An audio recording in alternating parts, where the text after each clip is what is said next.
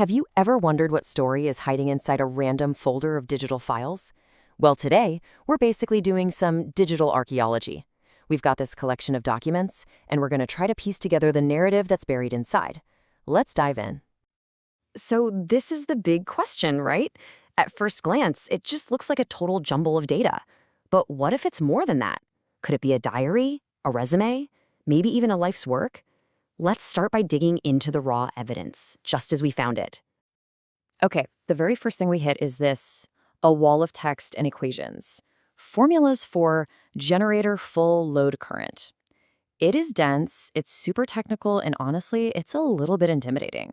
My first question is, who on earth is working with this level of electrical engineering? Then, just as we're trying to wrap our heads around that, this pops up. An email, in French, talking about entrepreneurship and innovation in engineering. So now we have these crazy complex formulas and a second language. The plot is definitely thickening, but the picture is just getting more confusing. And to complete this initial, very strange puzzle, we find this.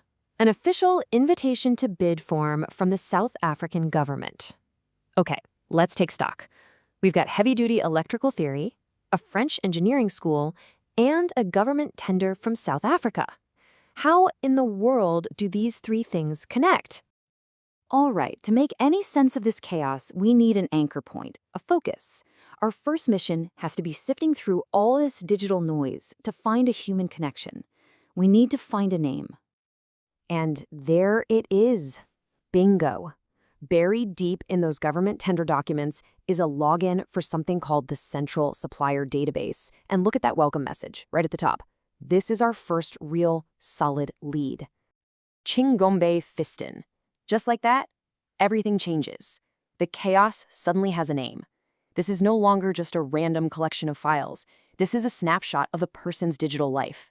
And now that we have a protagonist, we can finally start to decode his world. With a name to guide us, we can go back to all those technical documents. They aren't just random notes anymore, are they? They're a window into an engineer's mind. So let's explore the world that he operates in. So this term, synchronous motor, keeps popping up all over the place. What is it? Well, in simple terms, it's a special type of AC motor that runs at a perfectly constant speed. It's totally locked in sync with the power supply. Think about things that need incredibly precise, unwavering power. This is the kind of foundational tech you'd find there. And this just shows you the depth of his knowledge. We're not just talking about simple definitions here. These are the fundamental equations that actually govern how these motors work.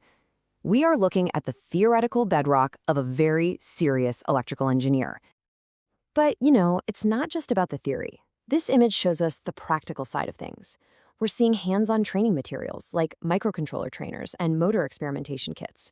This is where those abstract equations from the last slide become real. It's about connecting that deep knowledge with hands-on skills. Okay, so we've got a person, and we have a good idea of his field of expertise. Now, let's see how all this knowledge actually builds into a career. Because these documents, they don't just show what he knows, they show his ambition.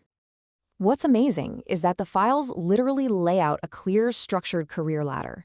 It starts with foundational certificates, then moves up to national certificates, and then the focus shifts to getting the practical, hands-on experience you need to earn a national diploma. This is a blueprint for deliberate, step-by-step professional growth. And you can see this ambition in action. It's tangible. We see evidence of training with city power, applications to specialized units like the South African Police Service's Radio Technical Unit, and that government supplier registration we found earlier. This isn't just someone studying. This is someone actively building a career, piece by piece. Now, this document right here might be one of the most crucial pieces of the puzzle. It's a signed code of conduct for an assessor. This shows a commitment not just to technical skill, but to professionalism, to ethics. It really speaks volumes about the kind of professional he's striving to be. So, we've followed the clues. We went from chaotic data to a person, to his knowledge, and then to his career path.